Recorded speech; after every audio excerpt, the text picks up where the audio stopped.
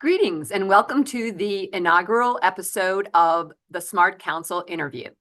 I'm Suzanne Sayward, a partner at the Dedham, Massachusetts law firm of Samuel, Sayward, and Baylor, where we concentrate our practice in the areas of estate planning, elder law, estate and trust administration, and probate. Today, I have with me as my guest, Dianne Savastano, who is the founder and current president of Health Assist, an organization that helps their clients navigate the complexities of the healthcare system. Dianne recently wrote an article about hospice, which I read and was very intrigued by, because while we all know about hospice, a benefit that provides end-of-life care, there were many things in Dianne's article that I hadn't realized. So I invited Dianne on to talk to us a little bit today about how hospice works, how it's paid for, and what exactly is covered. Dianne?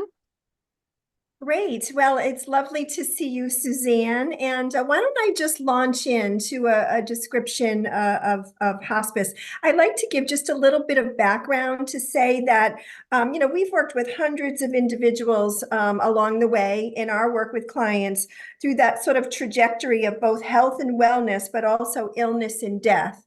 My interest in the topic of death and dying, interestingly, began when I was in the final year of nursing school, and I took an elective course called Death and Dying. And what I learned, and also what I experienced early on in my career as a nurse, was really life-changing, and it helped me to become very comfortable with anyone experiencing this phase of life.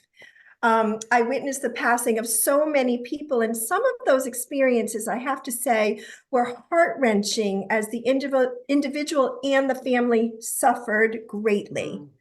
In contrast, some experiences were truly beautiful. It's probably sounds funny to say it that way, but it's true. And so since its inception in the 1970s, hospice evolved and became a benefit supported both by Medicare and commercial insurances.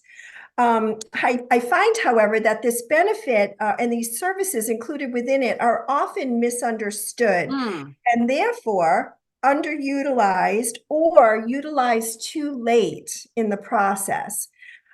So to describe what it is a bundle of services that I'll describe the detail of in a minute, but they're paid for under a bundled payment structure. To be eligible for hospice, your physician, as well as the hospice physician, must certify that you have a life expectancy of between 6 and 12 months. If you choose this level of care, you are foregoing any curative treatment for your condition at the point at which you enter hospice. I personally describe it as a means of promoting comfort and eliminating suffering at the end of someone's life. Now, the misunderstandings that I encounter often is that people's perceptions is that it's a place you go to die, or it involves nurses coming to care for you in your home 24/7. Yes, that was sort of my understanding or close to that of what hospice provided. Right. So both are not quite accurate. So hospice was designed to wrap around care a family member delivers to a loved one in their home. In fact, 98% of hospice care is delivered this way. And it includes support in order to do that. So the support or the services are care from nurses who do come to your home, but maybe once or twice a week. Okay.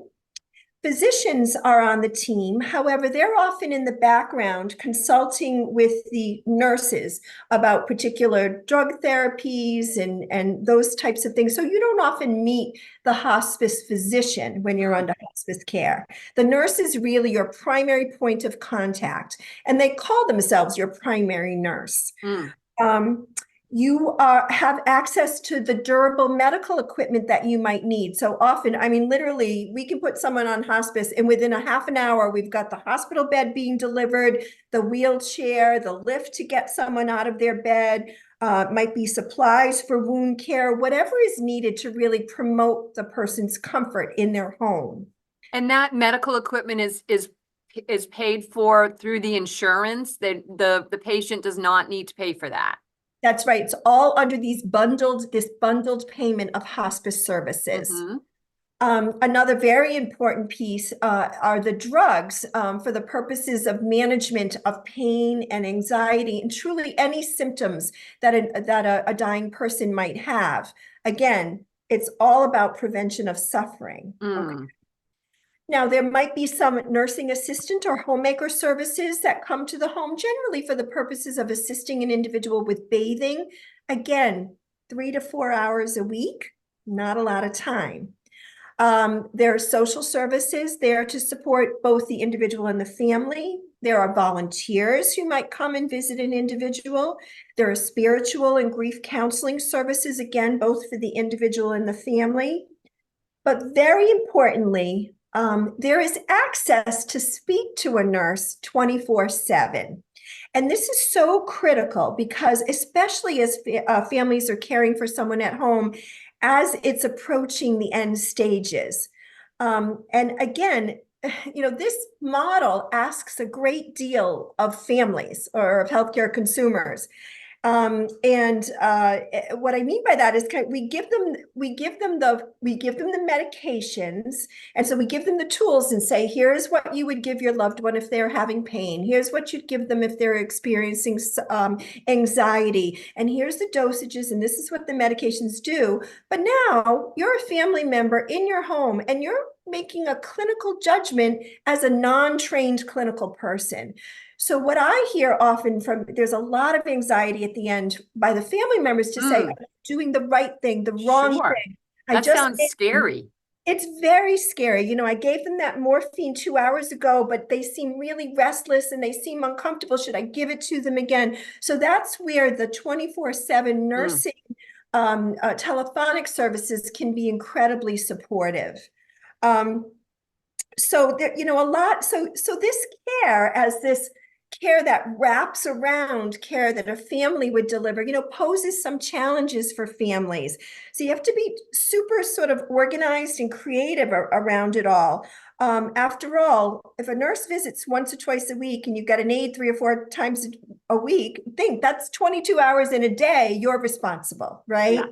So, I like to use the example. I vividly remember a wonderful, wonderful family member, one of my favorite uncles who was dying. And I personally was there teaching his 78-year-old brother how to get my uncle out of bed, how to bathe him, how to care for his skin. Again, I had the skills as a clinical person, but this is a lay person who had to learn how to do all of this.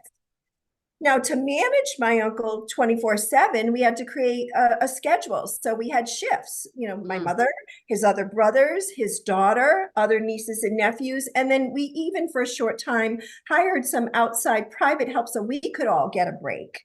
Yeah. So again, it really requires a lot of organization and creativity. And, it takes a village, to care for someone at home. It truly does. So what if somebody doesn't have a village? So that's where I'm going to go next, right? So you anticipated what I wanted to say. So, and this is what I wanted to clarify. Remember early on, I said, people think it's a place that you go to die.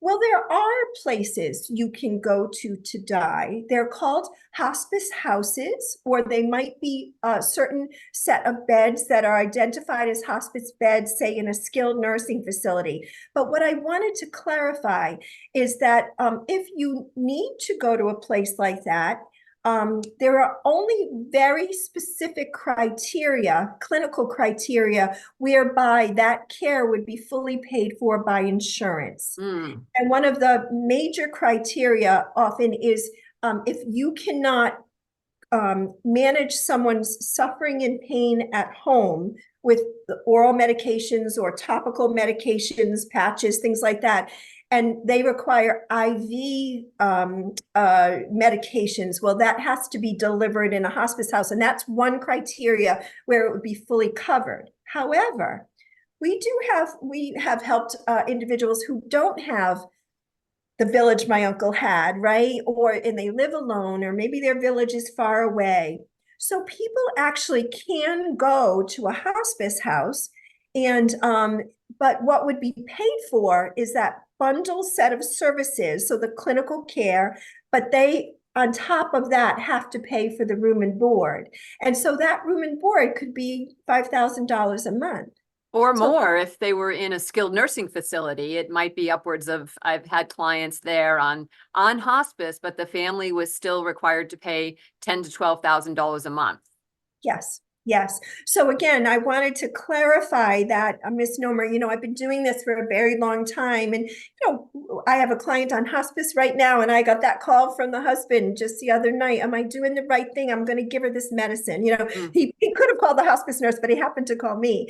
But in all the time that I've been doing this, we probably had, 50 or more, clients who were on hospice services. And it was only probably 3 or 4 times where our clients actually met the criteria for fully funded, insurance covered hospice services. We've placed many in those facilities, but again, that's a surprise to families. Again, they thought, oh, I thought it was all going to be paid for. Right, right. Great. Well, that's super interesting and helpful, Dianne. It really clears up a lot of misconceptions that I think I had when I read your article, and probably many people do have. So I appreciate so much you coming and sharing your knowledge with us. I'm sure our viewers will appreciate it too. Dianne's contact information and a link to her hospice article will be in the video where this comes out. So you can reach out to Dianne if you have questions, or read her article for more information. And as always, we thank everybody for watching. Please remember to subscribe to our channel and like our video before you head out today. And we look forward to seeing you back here next week.